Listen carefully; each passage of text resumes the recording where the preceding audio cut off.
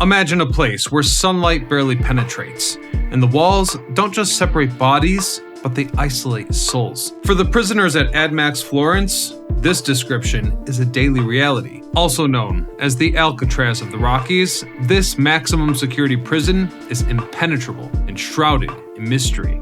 Since its opening in 1994, it's become a symbol of extreme isolation. Its cells house the most dangerous criminals in the United States: terrorists, cartel leaders, spies, and even serial killers. But what makes ADX Florence so unique and feared at the same time? Stay tuned to find out as we discover the history of ADX Florence, Colorado's most notorious prison. I'm your host, Ryan Socash, and you're watching It's History.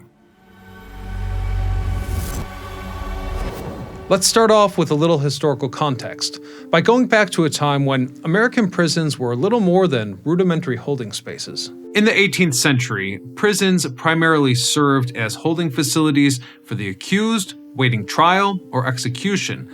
Only over time, the reformist ideals of the 19th century introduced models like the Philadelphia isolation system aimed at encouraging reflection and repentance. Perhaps well-intended, this approach soon revealed its devastating psychological effects on the inmates. By the 20th century, the landscape had shifted dramatically. The rise of organized crime, especially during Prohibition, and the consolidation of prison gangs necessitated stricter measures. Hence, facilities like Alcatraz became symbols of absolute control. However, these solutions proved insufficient in the face of challenges in the following decades. Starting in the 1970s, the U.S. experienced an unprecedented rise in its prison population. But things got extreme in the 1980s with the war on drugs, driven by policies that harshly criminalized the possession and distribution of illicit substances and called for mandatory minimum sentencing laws, resulting in exponential growth in incarceration rates. Between 1970 and 1990, the prison population tripled,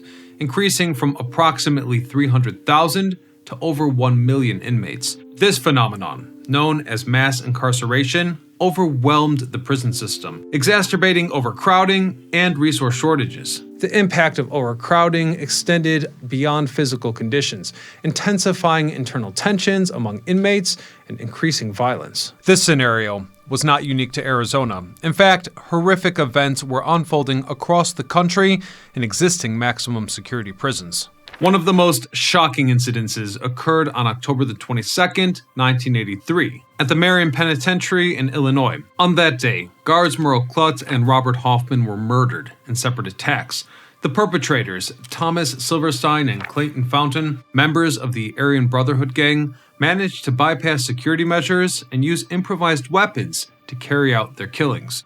These incidences highlighted not only the dangers posed by certain inmates, but also the critical flaws in the design and operations of the so-called maximum security prisons. The immediate response was to transform Marion into a permanent lockdown facility, where inmates were confined in the solitary for nearly 24 hours a day. While this reduced risks in the short term, it underscored the lack of sustainable solutions within the prison system. Norman Carlson, then director of the Federal Bureau of Prisons, described these attacks as a turning point.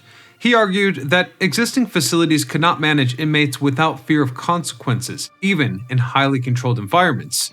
These events prompted Carlson and his team to rethink federal prison architecture and operations. Their vision was to create a facility that prevented any unsupervised interaction among inmates and minimized contact with prison staff, reducing risks for all parties involved. Thus, the idea of ADX Florence was born, a prison designed for extreme isolation and containment for the most dangerous inmates. In 1989, the Federal Bureau of Prisons approved the construction of ADX Florence, located in Florence, Colorado. This remote area, surrounded by the Rocky Mountains, provides a natural barrier against escape. Construction began in 1991 with the initial budget of $60 million, and the prison officially opened its doors in 1994. The architectural design of ADX Florence marked a radical shift in the prison system. Each of its 490 individual cells, approximately 7 by 12 feet, was constructed with reinforced concrete and built-in furniture, like a bed,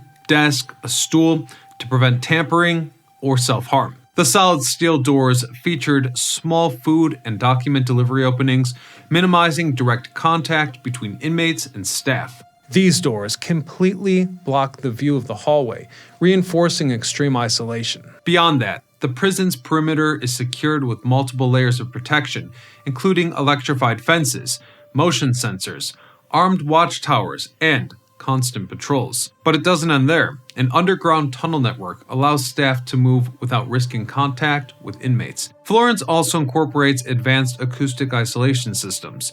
The cells are designed to prevent sound from traveling, making it nearly impossible for inmates to communicate, even by shouting. This, along with small windows that let in natural light but eliminate views of the outside, underscore the prison's primary goal: absolute isolation to ensure safety within and beyond its walls. And with that, since its opening in November of '94, ADX Florence has been regarded as the most secure prison in the US. It's a model for future high-security facilities. The daily routine at ADX Florence complements its strict design, maintaining absolute control over every aspect of inmates' lives. For 22 to 23 hours a day, prisoners remain confined to their cells, entirely alone. Some prisoners may have a small black and white television that broadcasts only educational or religious programming approved by the administration. Though limited, this resource represents one of the few connections to the outside world. The only break from this daily isolation is time allocated for exercise, which is conducted in an equally controlled environment. Inmates are allowed 1 to 2 hours daily in an outdoor cell called the yard. This space, a metal cage surrounded by concrete walls and topped with a mesh screen, offers a small view of the sky, but eliminates any possibility of visual contact with other inmates or staff. Access to the yard is highly regulated. Prison staff escorts inmates, handcuffs them, and monitors their every step throughout the journey to the exercise cell. Even during this brief time, their movement is restricted to walking in circles or performing basic exercise like push-ups within the limited space. In some cases, inmates can access reading materials or educational activities through correspondence programs. However, these resources are considered privileges, contingent on good behavior, as established by periodic evaluations by the prison staff. Any infractions can result in suspending these activities, further reinforcing the prison's strict regime. As I said before, it's all about minimizing human contact. Interaction with staff is limited to essential tasks such as transfer, for exercise, or medical consultations, and even then, it's all about strict supervision without any unnecessary conversations. Visits are rare and conducted in rooms separated by reinforced glass.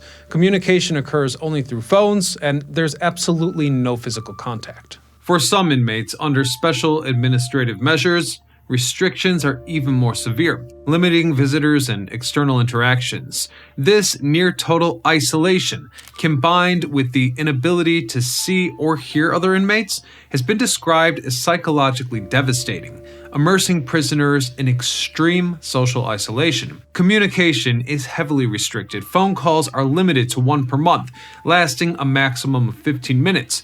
And are monitored and recorded. Correspondence is reviewed before delivery and, in some cases, is completely prohibited. This absolute control ensures security but also plunges inmates into near total isolation. With so little human contact and stimuli, it's no surprise that many face severe emotional consequences. These conditions have been widely criticized for their impact on mental health, sparking debates over whether extreme isolation is an effective measure or merely a form of psychological punishment. Though before we get too teary-eyed here, we have to remember that the guys locked up in this place are there for a reason. Still, the process is debatable, since spending 22 to 23 hours a day in a tiny cell without significant human contact or sensory stimulation leads many inmates to develop severe psychological problems. Commonly documented symptoms include anxiety, depression, paranoia, hallucinations, panic attacks, and in extreme cases, suicidal tendencies. Cases like that of Thomas Silverstein, who spent over 20 years in solitary confinement, have been used to illustrate the effects of prolonged isolation. Silverstein described his experience as psychological torture, causing him to lose track of time and experience hallucinations. Though it should be noted that he was in for crimes so heinous that I can't even really describe them here on YouTube. Similarly, inmates like Mohammed Abu Halima, convicted for the 93 attacks on the World Trade Center, have reported extreme paranoia and mental deterioration due to their confinement. Mental health experts warn that prolonged confinement at ADX Florence can cause irreversible damage to inmates' ability to interact socially, even after release or transfer to less restrictive environments. Furthermore, lawyers and human rights activists have noted that many inmates experience severe mental decline after years in these conditions, describing the isolation as, quote, worse than death, or a total loss of identity. These criticisms, supported by testimonies and reports from organizations such as Amnesty International, have led to the extreme isolation at the prison being labeled as a potential form of psychological torture, particularly for those without access to rehabilitation programs or regular human contact. As I've alluded to with the case of Silverstein, the inmates housed there are not ordinary people, and there are some reasons for their isolation. This prison does not hold low-profile criminals or isolated cases of misconduct. It is reserved for individuals deemed the most dangerous to society. For example, there's the case of Theodore Kaczynski, the Unabomber, who was sentenced to life imprisonment without the possibility of parole after killing 3 and injuring 23 more. Since 1996, he has been serving his sentence at ADX Florence, as it's thought that in a conventional facility, his intellect and unconventional methods might make him a significant risk to his fellow inmates, or even potentially those beyond the walls. Another example is Ramzi Yousef, serving 2 consecutive life sentences plus 240 years for his involvement in the 93 attack on the World Trade Center. Not to mention that monster who attacked the Boston Marathon in 2013, killing 3 people and injuring hundreds of others.